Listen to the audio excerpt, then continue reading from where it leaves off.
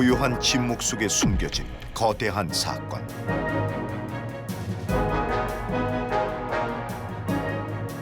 비극적인 운명을 희망으로, 간절한 염원은 뜨거운 함성이 되어 모두가 하나 된 3.1 만세운동. 외침에서 함성이 되기까지 그 긴박했던 시간 속으로 들어가 본다.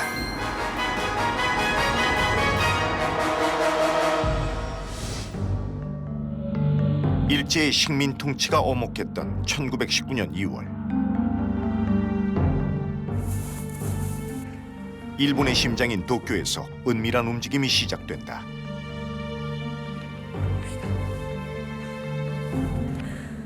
일제의 감시 속에 목숨을 걸고 전달하려 한 밀서의 정체는 바로 2.8 독립선언서였다. 제1차 세계대전에서 승리한 연합국은 전쟁의 책임을 묻고 평화 유지를 위한 방법을 논의하기 위해 프랑스 파리에서 회의를 개최한다. 특히 미국의 윌슨 대통령은 민족 자결주의를 주장하며 14개조 평화 원칙을 발표한 것. 세력이 강하든 약하든 관계없이 모든 민족과 국가에게는 정의가 실현되어야 하고 그들에게는 자유와 안전이 동등하게 보장된 조건 속에서 서로 더불어 살아갈 권리가 있습니다. 3.1운동 자체가 파리 강화회의의 시작과 끝을 같이 하고 있다는 점에서 한국인들이 굉장히 국제정세에 민감했다는 걸 알 수 있습니다. 왜냐하면 나라가 외교로 망했고 현재 식민지이기 때문에 이때만큼 세계 정세에 민감한 적이 없었던 것 같습니다. 우리 역사상.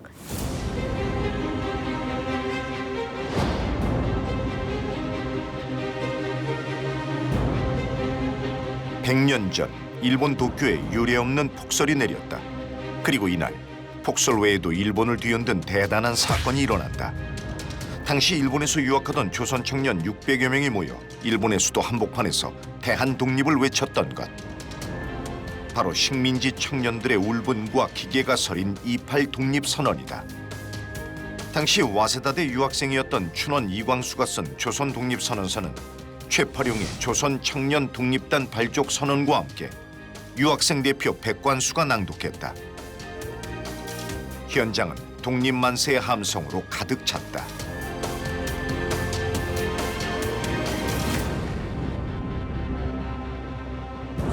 그러나 대회장을 감시하던 일본 경찰의 급습으로 주도자 60여 명은 체포되고 강제 해산됐다. 다음 날 아사히 신문에서도 대서특필된 2.8 독립선언. 일제의 심장부에서 터져나온 피 끓는 외침은 식민의 어둠을 밝힌 불빛이 됐으며 이후 3.1운동의 기폭제가 되었다. 植民地の、支配していた宗主国の首都で若い青年たちが独立宣言を発表する、そういうことはもう世界史的に見ても他にない ものすごく勇気のある必要なことだったと思います。そのこともすごいと思いますし、またそれを支援した日本人もとても少なかったですけれども、そういう人がいたことも私は日本人として、すごいな、そういう人から何か見習わなきゃいけないのかなと思っています。 그 후로 100년의 시간이 흘렀다. 여전히 일본 도쿄의 중심지에는 뜨거웠던 그날을 기억하는 2.8 독립선언 기념비가 있다. 지난 2월 8일 당시의 숨결을 되새길 수 있는 뜻깊은 행사가 마련됐다. 2.8 독립선언 100주년을 맞아 서울과 도쿄에서 동시에 기념 행사가 열렸다. 2.8 독립선언의 정신이 국내외 자리매김하도록 하겠습니다.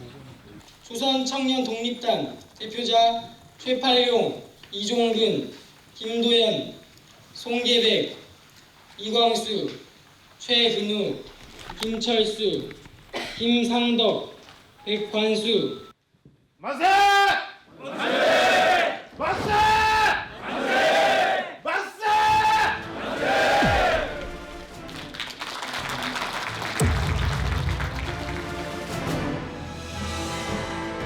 당시 2.8 독립선언서를 낭독했던 독립운동가 백관수. 얼마 안 되는 그의 유품에는 강직했던 성품이 그대로 묻어있는 듯하다. 눈물이 나오더라고 아까. 어떠셨어요? 독립선언서당도 하는데 눈물이 나오고 동경 유학생들이기 때문에 제가 보니까 조금 그 발표하는 내용도 선언서 보면은 굉장히 지성적이고 그리고 젊었기 때문에 혈전한다는 얘기도 하고 또 하나 중요한 건 뭐냐 굉장히 실제적이에요. 이곳에서부터 시작된 독립선언의 외침은 세계 각국의 조선의 존재를 일깨웠으며 청년들의 간절한 열망과 용기는 식민지 조선의 민중을 각성시키는 역할까지 했다. 28이 3.1운동 그 후에 임시정부 이런 것들에 대한 이론적인 밑바탕을 28 독립선언문에 갖추고 있어요. 그거를 사람들이 이렇게 많이 인정해주고 이렇게 서울에서도 많은 분들이 와서 행사가 있어서 마음이 아주 기쁩니다. 일제의 탄압과 폭력에 맞선 평화의 목소리. 이는 항일 독립운동의 불씨가 된다.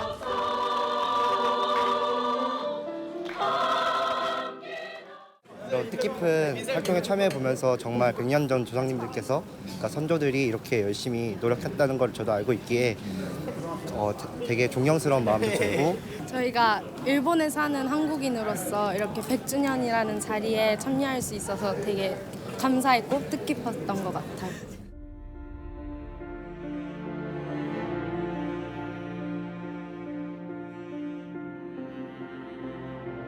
일본 유학생들의 28 독립선언은 국내의 독립운동가들에게도 많은 자극을 주었다. 동시에 국내에서도 심상치 않은 움직임이 일어나게 된다. 도쿄에서 28 독립선언을 준비하던 학생 중에 한 명이었던 송계백이 그 소식을 국내에 알려줍니다. 그럼 여기에 있었던 선생님들이 그 소식을 듣고 그거를 최린에게 전달하고 그 최린이 다시 결국은 손병희 선생에게 전달을 하게 되면서 자연스럽게 우리나라의 3.1운동의 모든 기획을 시작하게 되는데요. 그런 어떤 외국에서의 어떤 그 우리 학생들의 움직임이 국내에 전달됨으로써 이때까지 깔려 있었던 독립운동의 열망을 다시 한번 증폭시킨 그런 장소라고 할 수가 있습니다. 1919년 2월 중앙고등학교의 교정은 미묘한 열기로 가득 찼다. 밤마다 독립운동가들이 학교 내 숙직실에 모여 비밀 회합을 가지며 3.1운동의 모의 기지가 된 것.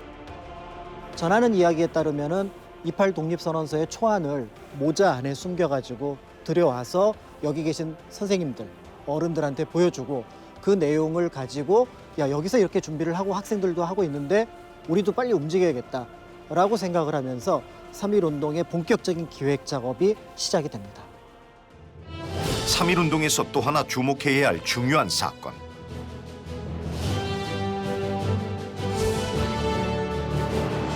바로 여성들의 적극적인 참여였다.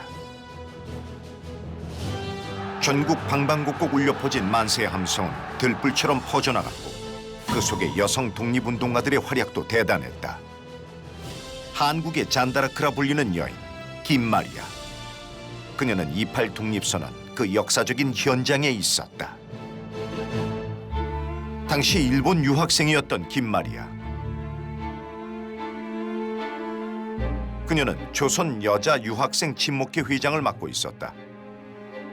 28 독립선언의 열기를 직접 목격한 그녀는 강한 독립의지를 국내로 전해야겠다는 결심을 하게 된다. 28 독립선언서를 기모노 속에 숨기고 홀로 한국행 배에 오른 김마리아. 목숨을 건 위험한 반입 작전이었다. 무사히 부산에 도착한 후 광주, 대구를 거쳐 황해도까지 이어진 그녀의 발길은 멈추지 않았다. 그리고 독립운동의 열기 또한 점점 뜨거워져 갔다.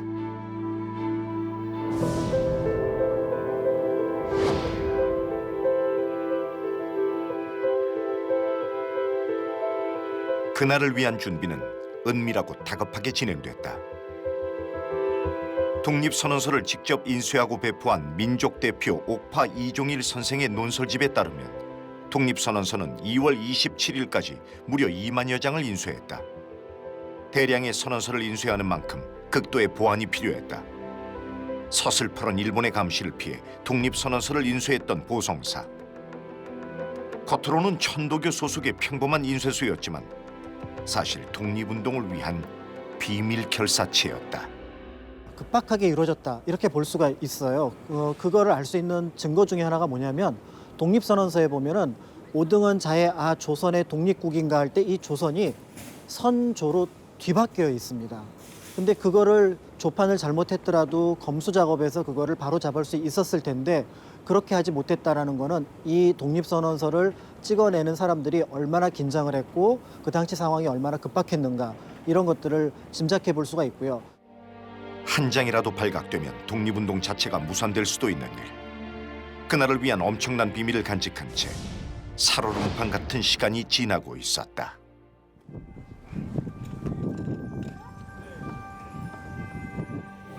백년의 역사를 고스란히 품고 있는 승동교회.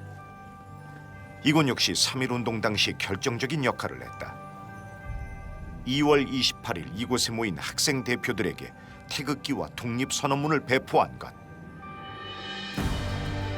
3.1 독립선언서를 낭독할 탑골공원과 인접했기에 거사를 진행하기에 적격이었다.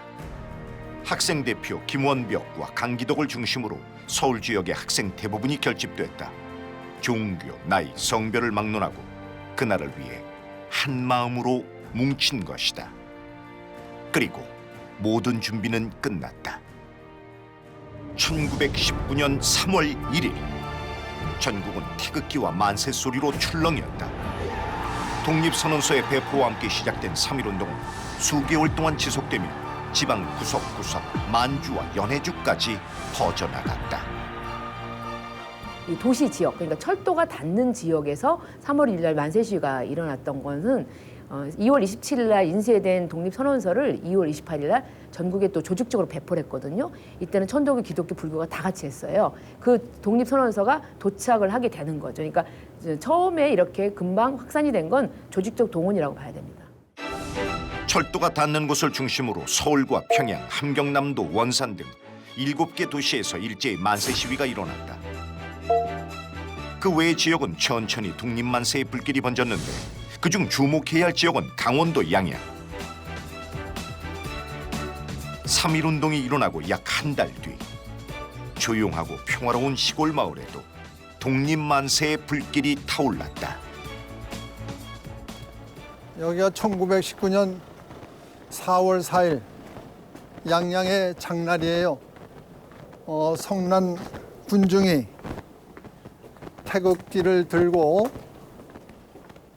기독교인, 유림 세력, 불교도인, 천도교인, 농민, 양양 군민 모두가 여기 모여서 4월 4일 제일 처음으로 만세 운동을 했던 곳이에요. 가장 치열한 투쟁을 벌인 강원도 양양. 장터에서 퍼진 독립선언서 낭독과 함께 양양 장날 시작된 만세운동은 강면으로 불길처럼 번져나갔다.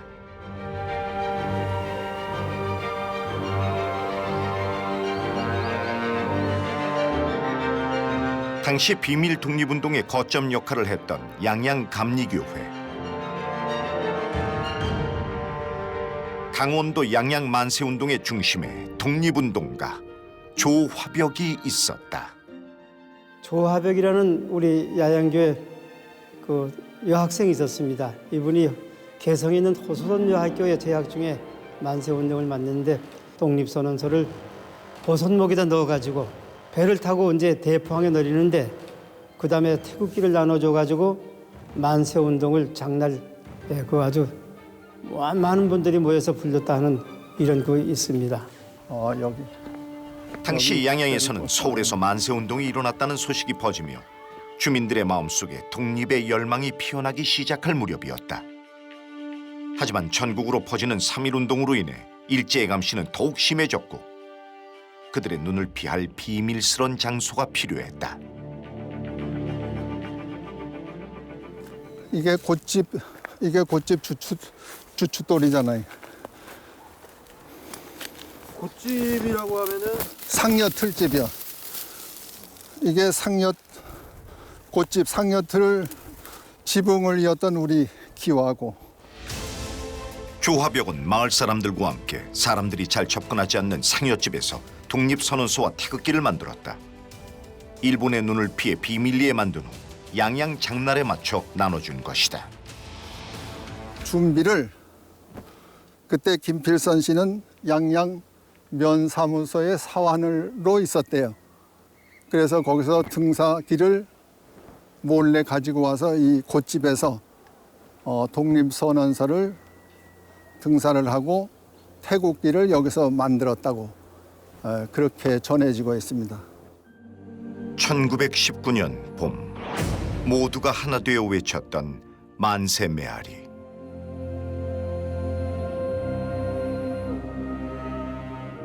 독립을 위한 열망들이 모여 뜨거운 불꽃이 됐고, 절망은 희망이 됐다.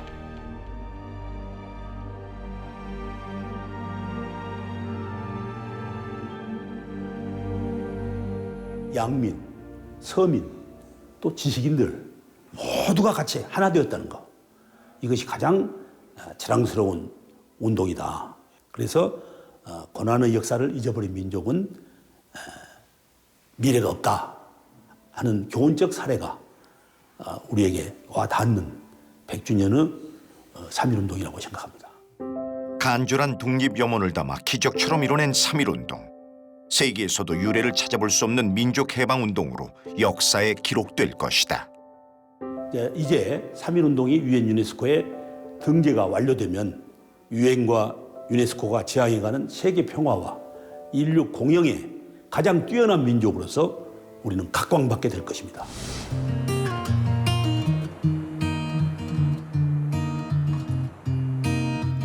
다양한 연령의 관객들이 모여있는 한 공연장. 바로 여성 독립운동가를 주제로 한 연극을 보기 위해서다. 갈 곳이 없어요. 가야 할 이유도 찾지 못하고 그저 저는 이제 이 역사를 이야기한다라는 거에서 지금 완성이 아니라 100주년이 완성이 아니라 이게 시작점이고, 그리고 이 과도기를 통해서 좀 더 많은 이야기들이 역사와 인물과 그리고 이제 시대적인 것들이 많이 함축돼서 이제 많은 사람들이 공유하고 이 문화예술로서 이게 활성화된다면, 자꾸만 귀국의 목적과 출신, 자격을 묻는 외세의 군대들과 의형대 군인들이 생각났다. 수많은 사람들의 희생으로 만들어진 우리 민족의 역사. 우리는 기억해야만 한다. 무용을 통해서 또 사람들의 어떤 이 속에 있는 내면의 그 생각들과 그 어려움을 담아낸 그 공연이 참으로 감동적이었던 공연이었습니다.